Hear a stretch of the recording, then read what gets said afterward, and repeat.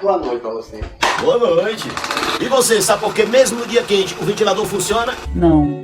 Mesmo soprando um vento quente, quando o vento que vem do ventilador bate na sua pele, ele agita as moléculas de água que estão na sua pele, faz com que elas evaporem, e quando elas evaporam, elas roubam o calor do corpo, e ao roubar calor do corpo, baixa a temperatura e dá essa sensação, né, de frescor, ainda bem.